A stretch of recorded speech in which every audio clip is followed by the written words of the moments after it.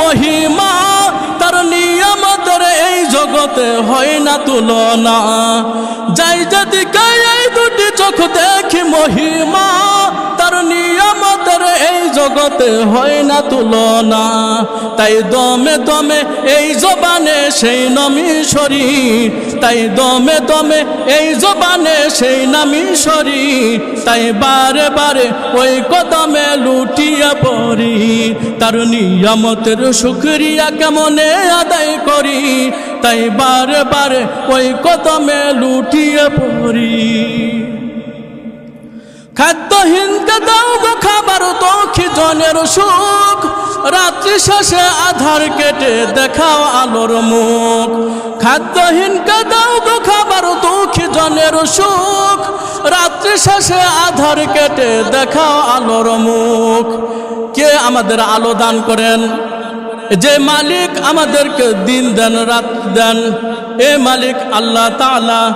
আল্লাহ সুবহানাহু ওয়া তাআলা দিন দিয়েছেন বান্দার নিয়ামত, রাত দিয়েছেন বান্দার নিয়ামত, নিয়ামত আর নিয়ামত। এই জন্য আল্লাহ তাআলা বলেছেন মহাগ্রন্থ আল কোরআনের মধ্যে, আল্লাহ সুবহানাহু ওয়া তাআলা সূরা আন-নাহলের মধ্যে বলেছেন 18 নম্বর আয়াতের মধ্যে, ওয়া ইন তাউদ্দু নি'মাতাল্লাহি লা তুহসুহা ইন্নাল্লাহা লাগফুরুর রহিম।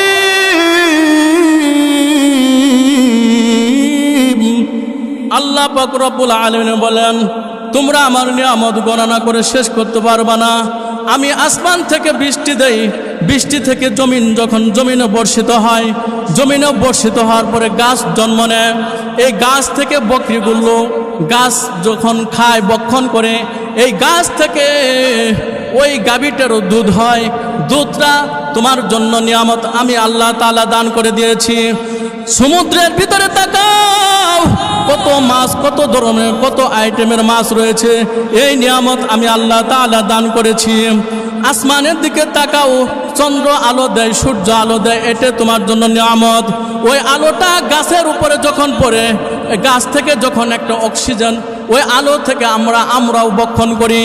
এই ফলগুলো কত সুন্দর ফল হয়, এই ফলটা সূর্যের আলোর কারণে হয়।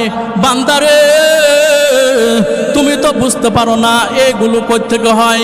এগুলো হয়, এগুলো করেন একমাত্র আমার আল্লাহ। মুহতারাম হাজিরিন, আল্লাহকে ভুলে গিয়ে তো এখন শুধু দুনিয়া দুনিয়া নিয়ে ব্যস্ত। আহারে, দুনিয়া নিয়ে ব্যস্ত কেমনে, কি করে দুনিয়া নিয়ে ব্যস্ত হও? আল্লাহ তাআলা তো রিজিকের ফয়সালা আসমান থেকেই করে দিয়েছেন। আল্লাহ তাআলার কাছে রিজিকের জন্য চাও, আল্লাহ তাআলা দান করে দিবেন। আল্লাহ তাআলা একটা অন্ধ সাপকেও খাওয়ান, আল্লাহ সুবহানাহু ওয়া তাআলা একটা ভিক্ষুকেও খাবার খাওয়ান। আল্লাহ সুবহানাহু ওয়া তাআলা সমুদ্রের মধ্যে মাছ আছে, হাজার হাজার টন মন মাছ আছে। আর এক একটা মাছের খাদ্য অনেক টন বাও খাওয়াতে হয়। এগুলো তুমি তোমার দ্বারা সম্ভব না, একমাত্র আল্লাহ তাআলা এই খাবারগুলো খাওয়াই দিয়ে থাকে। মুহতারাম হাজিরিন, বনি কুদরি গোত্রের একটি ডাকাতের দল ছিল। তারা নিয়মিতভাবে ডাকাতি করত, দিনের বেলাও ডাকাতি করত, রাতের বেলাও ডাকাতি করত। বনি কুদরি গোত্রে একটা ডাকাতের দল ছিল। হঠাৎ করে একদিন দিনের বেলা তারা ডাকাতি করবে বাইর হয়েছে। এমন তো অবস্থা, প্রখর রোদ, নিচে বালিগুলো খুব শক্ত হয়ে গেছে, নিচে খুব রোদ, অনেক উত্তাপ্তর কারণে বান্দা যখন এরকম ওই ডাকাতের দলটা যখন দেখে আসমান থেকে রোদ, নিচে থেকেও বালুগুলো অনেক গরম, এই জন্য হাঁটাটা কঠিন হয়ে গেছে। একটা খেজুরের গাছের নিচে আশ্রয় নিয়েছে। খেজুরের গাছের নিচে যখন আশ্রয় নেয়, হঠাৎ করে তাকায় দেখেছে সামনে আরো 3টি খেজুরের গাছ রয়েছে। একটা দৃশ্য বারবার দেখতেছে যে ওই যে গাছে খেজুর আছে সুন্দর ফলনওয়ালা, ওই গাছ থেকে খেজুর একটা পাখি বারবার খেজুরওয়ালা গাছ থেকে একটি খেজুর ছোট করে নিয়ে যায়।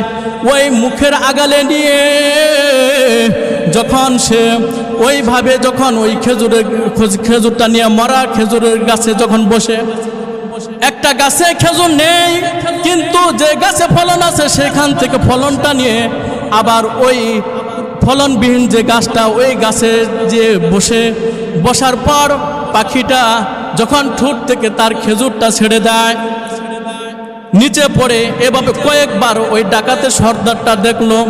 দেখার পর একদিন হঠাৎ করে তার মনের মধ্যে এরকম একটা সন্দেহ জাগলো যে আমি গতকালও দেখছি, আবার কয়েকদিন পরেও দেখা যায়, কয়েকদিন হয়ে গেল, গত হয়ে গেল, তাও তবুও একই কাজ দেখেছি, আজকেও সেম একই কাজ।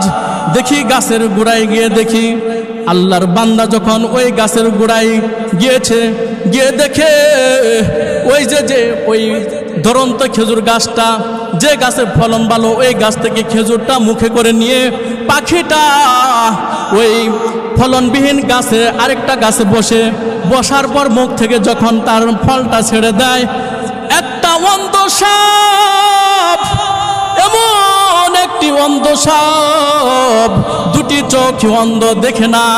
যখন ওই পাখিটা যখন ফলনটা ফেলে দেয়, আল্লাহর কি কুদরত, আল্লাহর কি কুদরত, আল্লাহর কি কুদরত।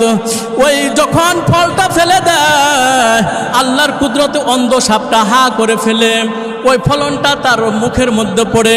ওই ডাকাতের দল যখন দেখেছে তার মধ্যে একটা একিন এসে গেছে, আহারে এই যে একটি ফল বারবার ফল নিয়ে যখন ওই সাপের মুখে ফেলে দেয়, সাপটা বক্ষণ করে, এই যে সাপটা অন্ধ সাপকে আল্লাহ তাআলা খাবার খাওয়াইতেছেন, আমি তো আশরাফুল মাখলুকাত, সৃষ্টির সেরা জীব, তাহলে আমি কেন চুরি করি, আমি কেন ডাকাতি করি, আমি কেন অন্যায় করি, আমি কেন খুন খারাপি করি, আমি কেন দর্শিত করি, আমি কেন নাফরমানি করি? অন্ধ সাপকে যদি আল্লাহ তাআলা খাওয়াতে পারে, তাহলে মহান রব্বুল আলামিন তো আমাকেও খাওয়াতে পারেন। মুহতারাম হাজিরিন, ডাকাতের মধ্যে একিন এসে গেছে। ওই ডাকাতটা তরবারিটাও, অস্ত্রটা ফেলে দিয়েছে, তার অঙ্গ ফঙ্গকে বলতেছে, তোমরা চলে আসো, আমি আজ ডাকাতি করব না, তোমরা যার যার গোত্রে চলে যাও। এভাবে যখন সর্দার বলল, আদেশে সকলে চলে গেলেন। তারপরের দিন ডাক দিলেন, তোমরা সকলে চলে আসো। একটা জায়গাতে নির্দিষ্ট স্থানে বসলেন। বসার পর বললেন, আমি গতকাল তো এই কাজটা দেখেছি, একটা সাপকে, অন্ধ সাপকে একটা পাখি দিয়ে আল্লাহ তাআলা রিজিকের ফয়সালা করে দিয়েছে, রিজিকের ফয়সালা করে দিয়েছে, আমি দেখেছি। তাহলে মহান রব্বুল আলামিন আমাকেও তো এই রিজিকের ফয়সালা করে দিতে পারেন। ওই সাপের রব আল্লাহ, আমার রব তো আমার আল্লাহ। আমি আর জীবনে আর ডাকাতি করব না, আমি এর থেকে বিরত থাকতে চাই, এবং তোমরাও কেউ আর চুরি ডাকাতি করতে পারবা না। সর্দার বলেছে যে তোমরা এই চুরি চামারি ছেড়ে দাও। আমার বিশ্বাস যে রব, আসমানের মালিক রব, যাকে একটি পাখি দ্বারা তার নিয়ামত, এরকম তার খাদ্যদ্রব্য, অন্ধ সাপকে খাদ্যদ্রব্য খাওয়াইতেছে, তাকে রিজিকের ফয়সালা করে দিয়েছে। কসম আল্লাহর, আশরাফুল মাখলুকাত, আমরা যদি চুরি ছেড়ে দেই, আমরা যদি ডাকাতি ছেড়ে দেই, আমরা যদি নাফরমানি ছেড়ে দেই, এক আল্লাহর যদি গোলাম হয়ে যায়, এক আল্লাহর উপরে যদি আমরা ভরসা রাখি, আল্লাহ তাআলা বলেন,